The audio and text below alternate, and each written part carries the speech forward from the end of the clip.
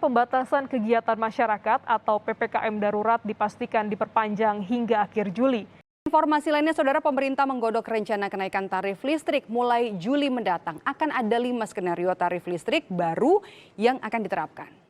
Skenario pertama yakni tarif listrik tidak naik, yang kedua penghapusan kompensasi 100%, ketiga pemangkasan kompensasi sebesar 50% dari jumlah kompensasi PLN di periode sebelumnya, dan yang keempat kenaikan hanya untuk golongan rumah tangga 2.200 volt ampere ke atas. Dan skenario yang terakhir adalah tarif listrik golongan pemerintah juga ikut naik.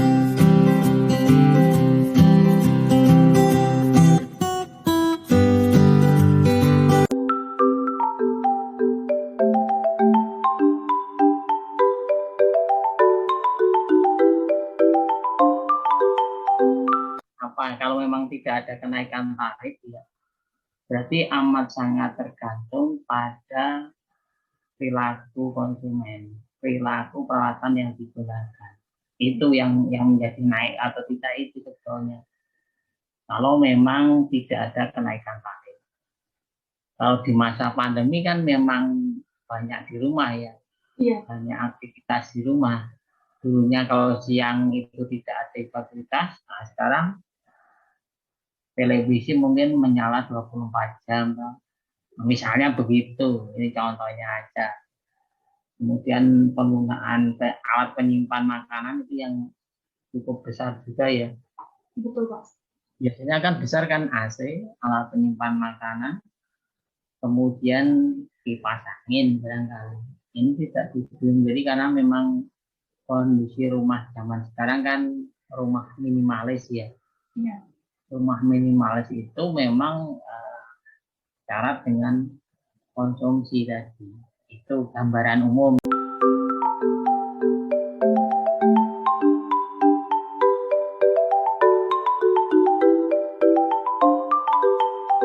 Kalau memang kebutuhan hanya untuk panjeran, untuk hanya apalah kebutuhan penyalaan hanya untuk sekedar untuk lalu lalang, ya 5 watt pun sudah.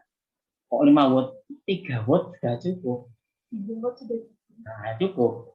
Hanya untuk itu. Tapi kalau untuk belajar, tentunya akan disesuaikan dan bukan untuk belajar. Tapi tadi untuk belajar kan hanya lampu dimatikan saat belajar, sama untuk bekerja, setelah itu mati kan. Setelah itu panjeran. Yang jadi masalah antara lampu yang dipanjer semalam, bahasa dipanjer apa Mbak? Dihidupkan terus-menerus ya? Iya. Nah, kalau sudah paham ya, wes, karena bahasanya kan dipanjer atau dihidupkan terus-menerus. Itu biasanya kan gitu. Antara lampu yang digunakan untuk belajar dan dihidupkan terus-menerus itu sama. Jadi tidak jarang mereka menggunakan lampu 18 watt SL ya, atau 36 watt itu dipanjer.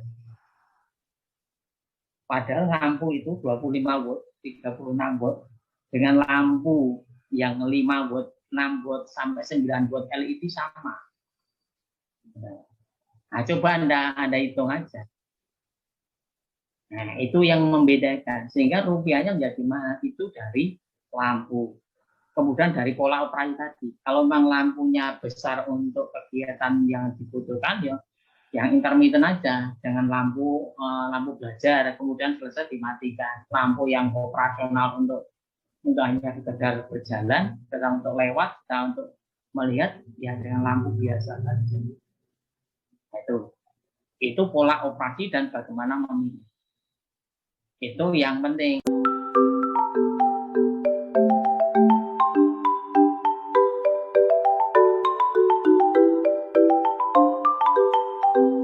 Baik, yang namanya energi standby ya.